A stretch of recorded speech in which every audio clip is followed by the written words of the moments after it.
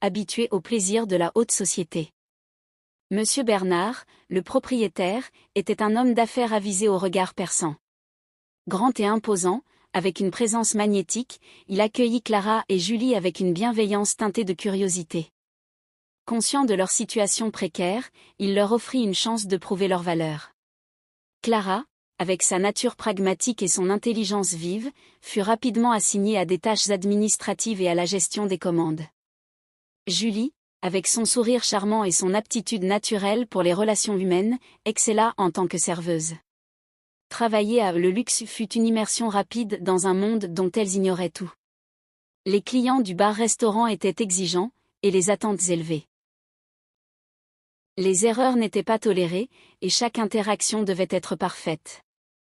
Les premières semaines furent éprouvantes, mais les deux sœurs apprirent rapidement les rouages de cet univers luxueux et complexe. Les premières épreuves ne tardèrent pas à se présenter. Clara et Julie durent s'adapter à la rigueur et aux exigences du travail dans un bar-restaurant de standing. Les heures étaient longues, et les clients pouvaient être capricieux.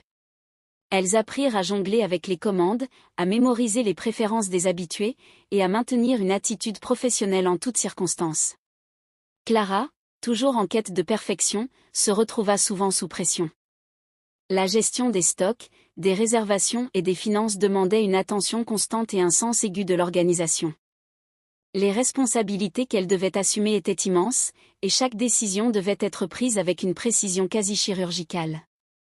Julie, de son côté, dut développer une épaisse carapace pour faire face aux avances parfois indélicates de certains clients. Elle apprit à sourire sans céder, à séduire sans se compromettre, et à naviguer dans un milieu où les apparences et les relations superficielles étaient monnaie courante. Les compromis furent inévitables. Clara et Julie durent ajuster leurs principes moraux pour s'adapter aux attentes des clients. Les premières fois où elles durent feindre l'intérêt ou accepter des invitations à des dîners d'affaires furent particulièrement difficiles. Les valeurs de protection et d'intégrité inculquées par leurs parents semblaient s'éroder face aux réalités de leur nouvelle vie. Clara, en particulier, ressentait le poids de ces compromis. Elle se demandait souvent si elle n'était pas en train de trahir la mémoire de ses parents en acceptant de telles conditions.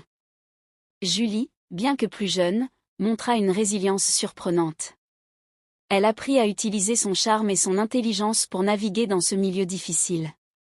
Elle comprit rapidement que pour survivre et prospérer, elle devait jouer le jeu, même si cela signifiait parfois mettre de côté ses propres aspirations et valeurs.